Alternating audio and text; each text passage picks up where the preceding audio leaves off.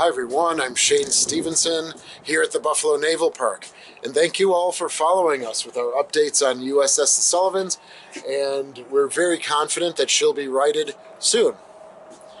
So please subscribe, ring the bell, and I hope you enjoy this video. Thanks very much.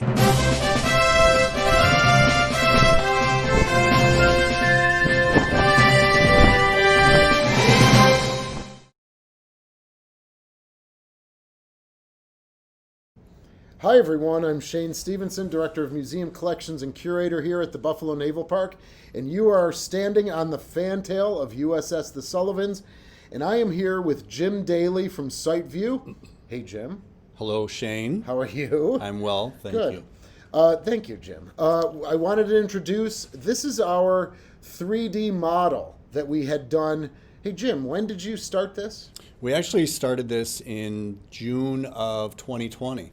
So during the COVID time, all right, we were trying to get ways of having access to the ships for disabled veterans when they came on board, and certainly during the COVID pandemic. This was a very complex project. Jim took a lot of time. He did all three of our vessels. And, you know, of course, you've mentioned about the Little Rock and how many scans you took on the Little Rock and things like that. So this was a long, complex project that Jim really embraced, and he wrapped his knowledge around. And we are going to show you a little bit today of the fantail of the Sullivans and going down into 2nd Division berthing up through S Division berthing, and talking a little bit about, the incident that we've had here with her flooding.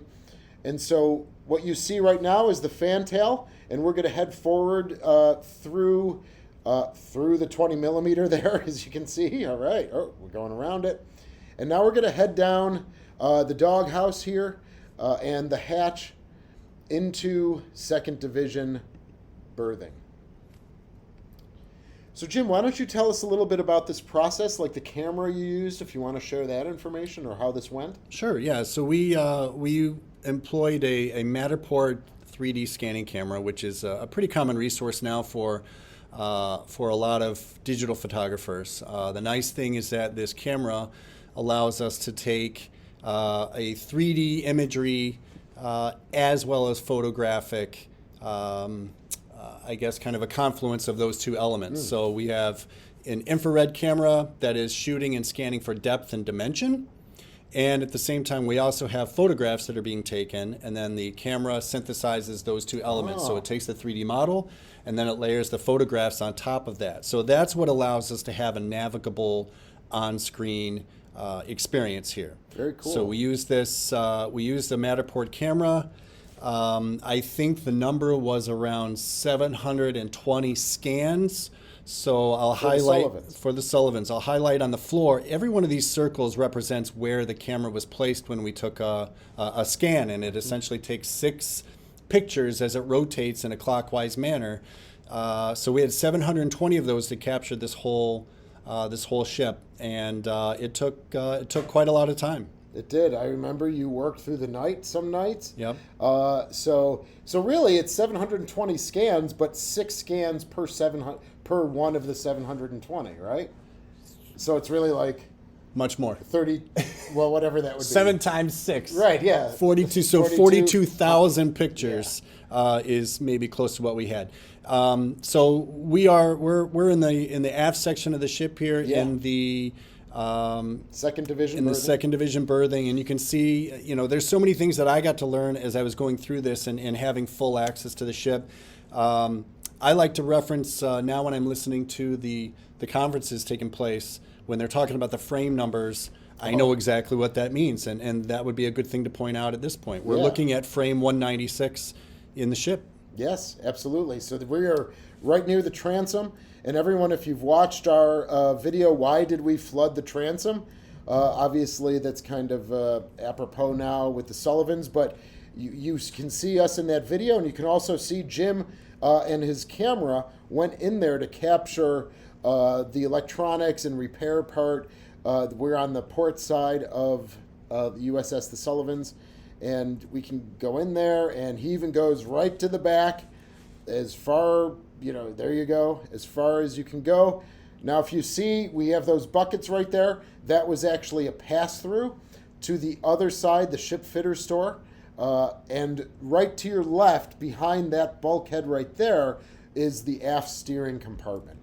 So going to the Sullivans incident, as we have her today, being on port, all of these areas hopefully were relatively dry. It's when you started going to starboard that we're thinking that a lot of the starboard side of this area, Jim, if you want to turn to the right a little bit, yeah, there we go. Like that, those areas there, those lockers, those that you see in the depth there in the background, that was probably, this area was probably mostly underwater. All right, with the 30-degree list that we had.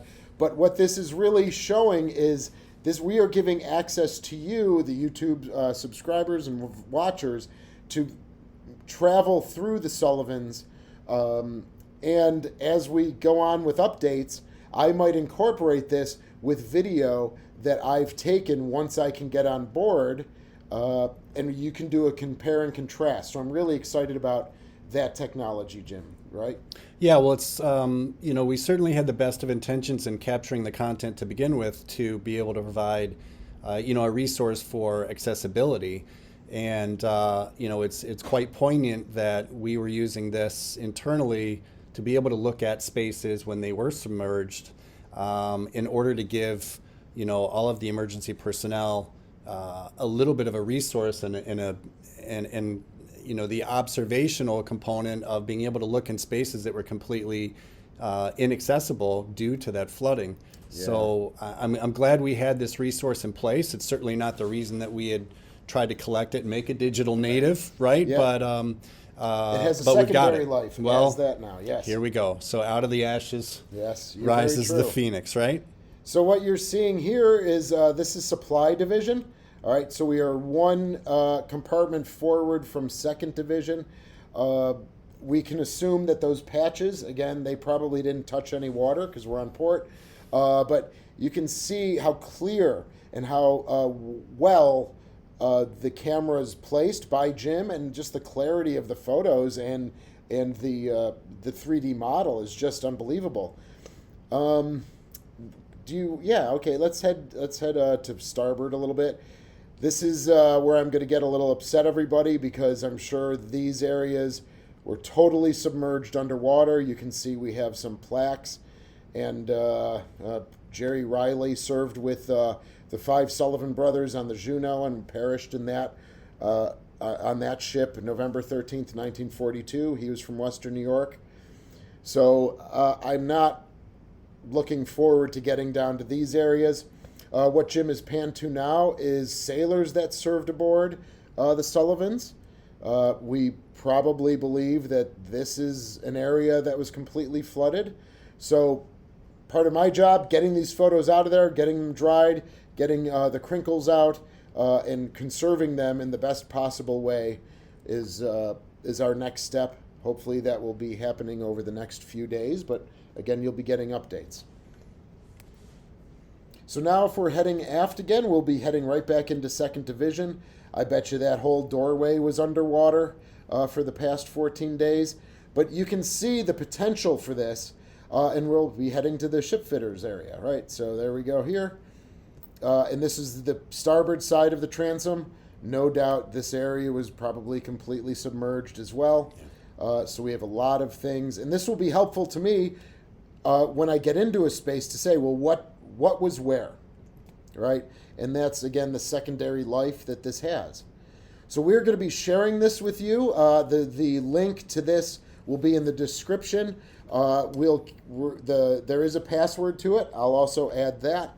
But we also, as we had mentioned, Jim has done the Croker and the USS Little Rock as well. So we are going to be releasing that, those 2 other ships over time and those models.